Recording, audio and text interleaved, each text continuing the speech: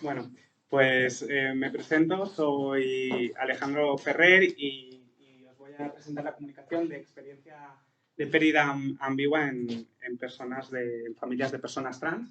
En primer lugar, agradecer a la organización, ¿no?, el haber podido presentar esta comunicación y sobre todo el haber incluido toda una parte de diversidad en el Congreso, ¿no? Que yo cuando lo vi dije, esta es la mía porque aúna dos de mis pasiones, lo que es la sistémica y lo que es la psicología afirmativa, ¿no?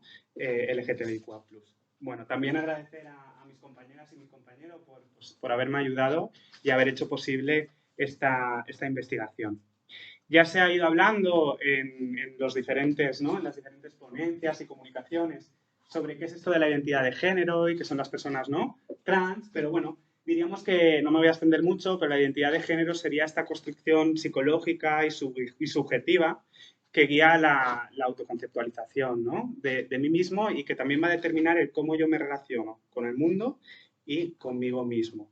Inevitablemente, ¿no?, cuando hablamos de identidad de género, va a estar determinado, ¿no?, por categorías de género, hombre y mujer, y esto va a estar mediado irremediablemente por el contexto cultural, social y también familiar.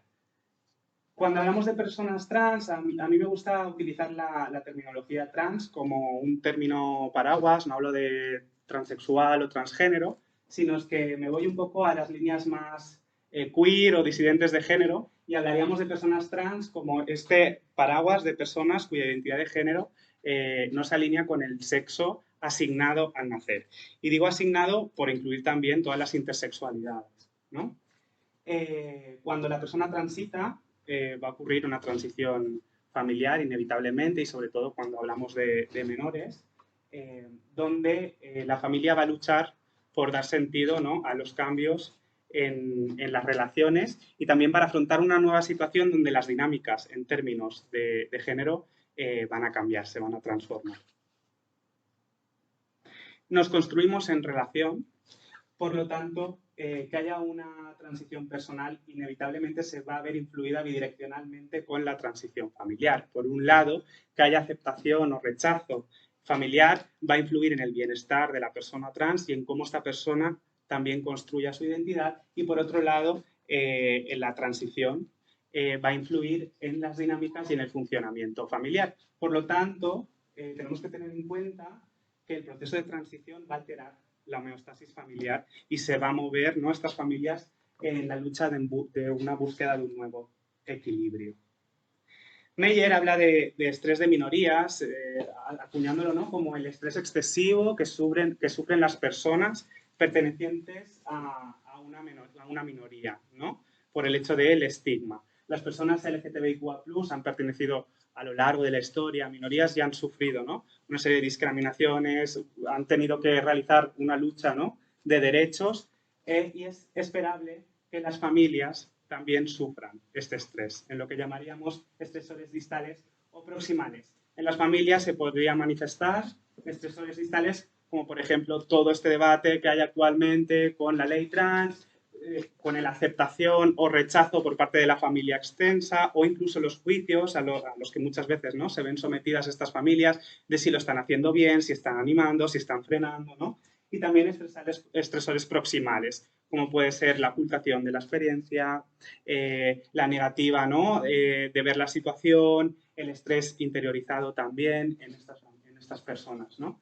La transición va a producir una ruptura familiar y la bibliografía ya manifiesta que aparecen muchas emociones como el miedo, la vergüenza, la tristeza, la rabia y la confusión. Y esto seguramente, ¿no?, puede estar muy relacionado con estos sentimientos de pérdida, que muchas veces tienen que ver con perder a una persona o bien con que algo cambie en la relación, perder las relaciones tal y como las entendíamos a nivel familiar.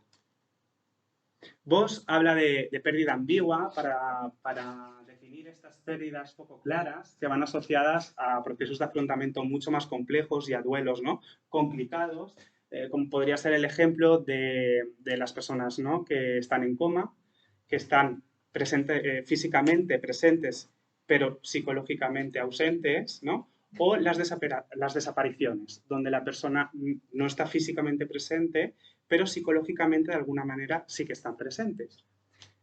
Podríamos decir que las familias trans experimentan lo que se llama la pérdida doble ambigua, porque por un lado la persona está físicamente presente, pero la identidad a nivel de género cambia, y por otro lado aspectos, ¿no?, centrales de la personalidad están presentes, pero se producen cambios físicos a nivel de hormonación o a nivel de expresión de género.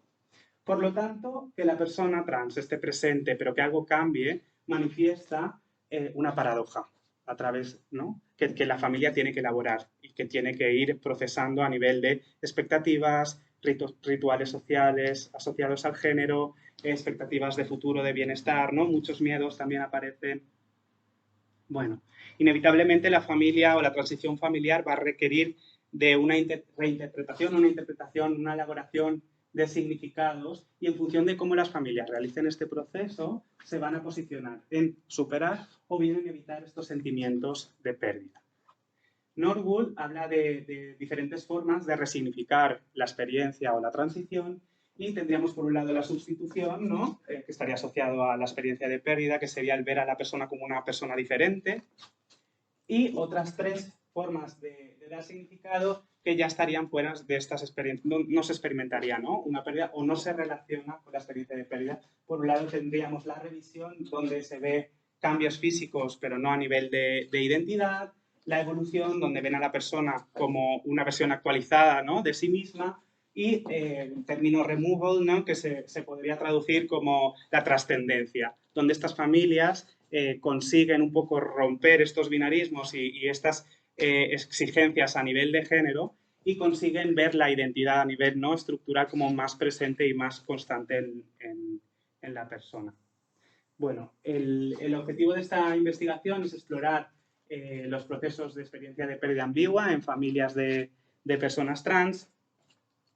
Es un diseño transversal descriptivo, y las personas participantes fueron 89 madres y padres de personas trans de todo el territorio español, en edades comprendidas entre los 23 y los 60 años. Fijaros que ya en las familias ya hay diversidad a nivel de cómo se identifican. Un 86,5% fueron mujeres cis, un 1,1% mujeres trans, un 11,2% hombres cis y 1,1% una persona no binaria. En cuanto a los hijes, tendríamos personas entre los 4 y los 30 años. Como veis, hay bastante diferencia, ¿no?, entre las edades, y la media desde el inicio del proceso de transición fue de 19 años. Por lo tanto, estamos hablando de familias que ya han iniciado un proceso de largo recorrido, ¿vale?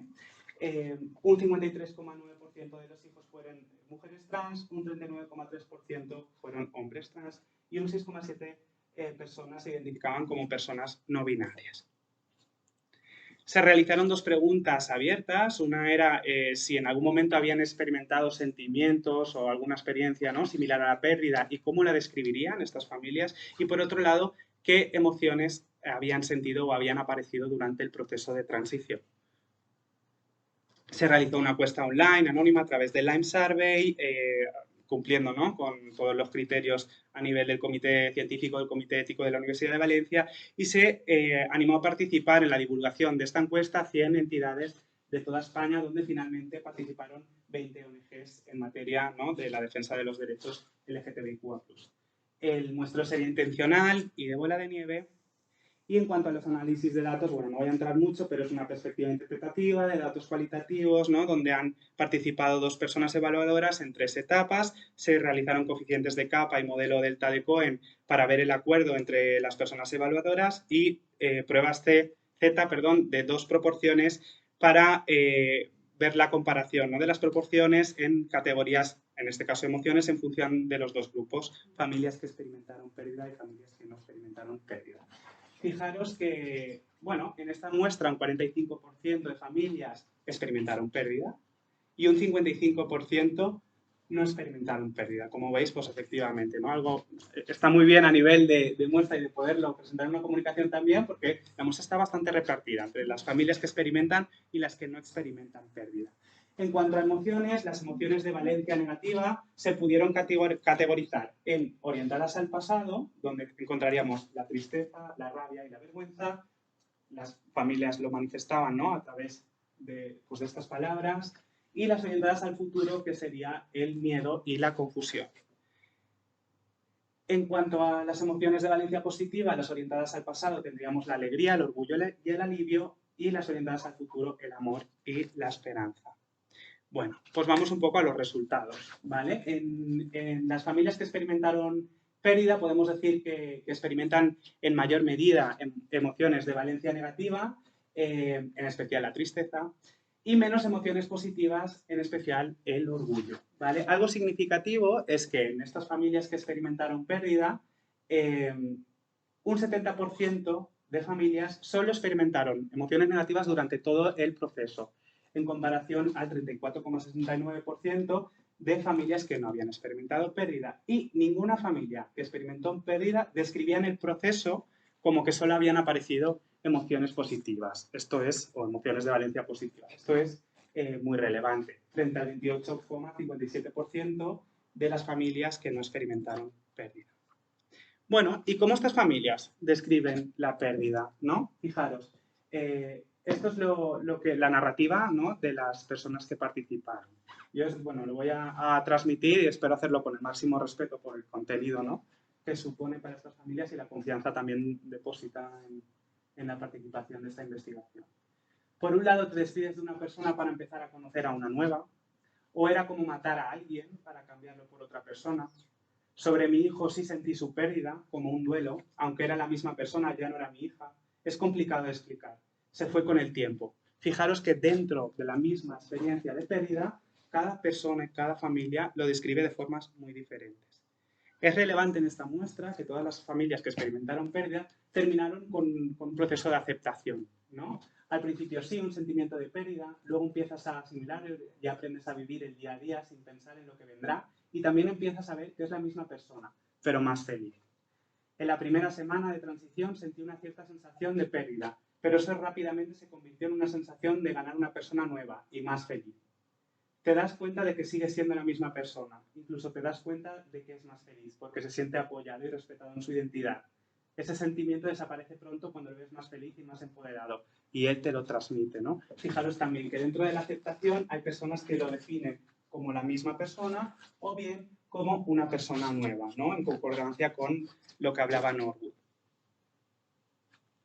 En familias sin pérdida, describieron el proceso desde el inicio, ¿no?, como más positivo, y esto evita esa sensación de ruptura en la identidad.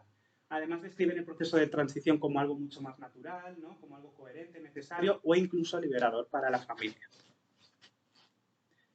Estas narrativas, ¿no?, serían: no he experimentado pérdidas, ha sido una transición para mí, veo cambios constantemente, también en las personas. Este ha sido un cambio más profundo, más grande y más importante. Nunca fui consciente de tener ese sentimiento de pérdida del que hablan otras familias, sino de encontrar respuestas a cosas que veía desde hace mucho tiempo y no entendía, de encontrar a mi hija. O nunca he sentido una pérdida, al contrario, he recuperado a esa persona que no veía desde hace unos 4 años, ¿no? Yo lo leo y la verdad que me emociona. Bueno, en cuanto a las familias, o analizando un poco las emociones más a fondo en las familias que experimentaron pérdida, definieron el inicio del proceso con emociones más de valencia negativa y más en concreto en las emociones orientadas al pasado, como la tristeza, ¿no?, un 97,5%, pero también en emociones negativas orientadas al futuro, como el miedo. Esto pues pone de relevancia el papel del estigma, el estrés de minorías, ¿no?, que hemos estado hablando. ¿Cómo serían las narrativas?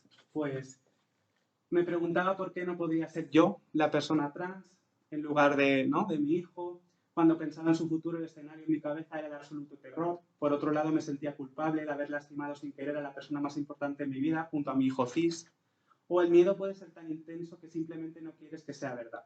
Al principio miedo, negación, querer que no sea verdad, no por mí, sino por lo que ella tendría que afrontar. De nuevo, ¿no?, aparecen los miedos hacia el futuro, las expectativas del futuro, ¿no?, poco alentador. Bueno, en cuanto a emociones positivas, en las familias que experimentaron pérdida, al inicio aparecían emociones de valencia positiva directas al futuro, como el amor, el vínculo y el apoyo, y esto se espera que ayudase, ¿no?, a lidiar con la tristeza y el miedo. Pero realmente, cuando se experimenta pérdida, las emociones positivas orientadas al futuro normalmente aparecen mucho más tarde en el proceso, ¿no?, como la alegría, y está asociado a cuando estas expectativas negativas de futuro que tienen las familias, pues se dan cuenta que no ocurren o ven a la persona, ¿no?, como suficientemente, ¿no?, bien como para afrontarlas, o a la familia, ¿no?, como empoderada para llegar, ¿no?, o llegar a atravesar estas situaciones muchas veces de discriminación o de poco apoyo. Fijaros que las experiencias, ¿no?, de emociones, de las familias con pérdida en momentos iniciales se describen: sí, miedo, culpa, algo de angustia, sentimiento de pérdida, preocupación por el futuro inmediato y lejano, preocupación por lo que dirá la gente, que pensará. Todo esto contrastado con sentimientos de alegría, emoción y admiración. Fijaros que aquí las emociones positivas aparecen, ¿no?, como mezcladas de una forma ambivalente con las emociones más de valencia negativa. Y en los momentos más avanzados lo describen de la siguiente forma: al principio miedo y mucha tristeza, meses de sentirme perdida antes de la transición, luego preocupación por el futuro y tener que dar explicaciones, ahora alegría y tranquilidad por la situación, ¿no? Aquí ya sí que distribuyen un poco y las emociones positivas aparecen de una forma como más contundente y en el presente, ¿no?, de una forma más estable y menos ambivalente. Bueno, en cuanto a las familias sin experiencia de pérdida, pues define una experiencia emocional positiva, ¿no?, o de valencia positiva desde el inicio, expresando orgullo, alegría y amor, aunque también manifiestan sentimientos de miedo. Bueno, ¿cómo narran estas familias estas emociones, no? Al principio miedo por su posible sufrimiento, ahora orgullo por su fuerza y resiliencia. No he perdido nada. Mi hija siempre ha estado ahí. Solo ha cambiado de nombre. Es la misma persona maravillosa. O mis sentimientos hacia mi hija siempre han sido de satisfacción personal hacia ella, por el coraje, la fuerza y la confianza con la que ha expresado su verdadera identidad de género. En ningún momento he sentido una sensación de pérdida, como siempre lo he sentido. Ella es la misma persona, solo que más feliz de sentirse reconocida. Cuando comenzó la transición sí tenía sentimientos de miedo sobre el entorno, por los comentarios que podría recibir mi hija, por la falta de conocimiento, por los prejuicios, ¿no?, sociales a nivel de diversidad. ¿Qué habéis sido un cambio de chico a chica? En este caso son como las experiencias en general, que no te podría decir específicamente esta persona, habría que verlo en la base de datos, ¿no? Pero bueno, son procesos, hemos visto antes en las personas participantes que habían tanto hombres o mujeres trans como personas no binarias. Bueno, entonces, en cuanto a conclusiones, las familias que no experimentaron pérdida, pues evitan ese sentimiento, ¿no?, de ruptura de identidad a través de pues, los tres procesos que acuñaba Norwood, que hemos hablado en la introducción, que no se relacionaban, ¿no?, con la pérdida, y además ven la transición como que no afecta realmente a la identidad a nivel de estructura esencial de la persona. Además, sus emociones la habitan entre el orgullo y el miedo hacia el futuro, ¿no? Exacto. Las familias que experimentan pérdida sí que experimentan una ruptura identitaria, además conceptualizan o dan significado a la experiencia a través de la sustitución que decía Norwood, que se relaciona, ¿no?, con la pérdida, como hemos dicho. Y además esas familias que experimentaron pérdida ambigua vivieron la transición familiar como más larga y además con una carga emocional pues, de valencia más negativa, ¿no? Además, en estas familias se ve cómo la identidad del género ocupa una parte central, muy relacionado con los estereotipos de género, muy relacionado, ¿no?, con el aferrarse exacto a los binarismos y por eso es importante, ¿no?, de relevancia explorar los valores y creencias culturales en cada familia.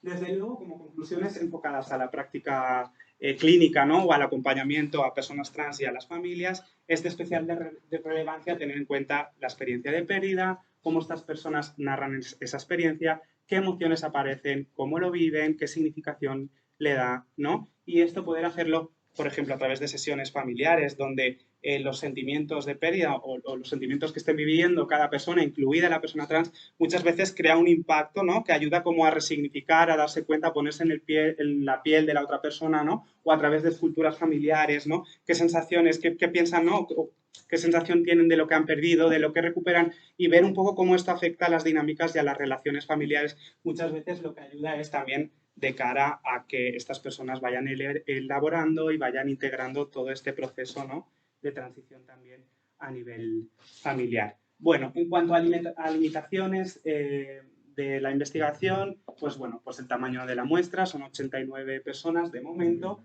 madres y padres, y también pues bueno, el sesgo de género, que también tenemos que la mayoría eran mujeres, se identificaban, ¿no?, como mujeres cis, y bueno, pues que también eran autoinformados, ¿no? Esto realmente lo que nos anima, y de hecho a eso va la tesis, ¿no? Es ampliar variables a nivel familiar, de funcionamiento. Sí, ahora se va a convertir en una tesis y entonces lo que queremos incluir son variables como funcionamiento familiar, como variables como el apego, y bueno, y poder, por ejemplo, pues realizar entrevistas a nivel familiar o incluso lanzar o iniciar algún proyecto piloto que puedan realizarse algunas sesiones a nivel familiar donde poder trabajar con esta experiencia y, bueno, y con todo el proceso de transición en la familia, ¿vale? Desde luego, y el objetivo, ¿no? del impulsar este tipo de propuestas a nivel de investigación y a nivel también de la universidad es rescatar y dar importancia, ¿no? a la perspectiva sistémica en estos procesos de transición, porque desde luego son un fenómeno inherentemente relacional. ¿Vale? Muchas gracias. Bueno. Os he dejado mi correo por si alguien tiene alguna duda o necesita las transparencias. Las experiencias también están traducidas al portugués, pero para la comunicación necesitaba tenerlas en español. Muchas gracias. Igual hay que repetir un trozo por lo que he hablado. No, no, que va.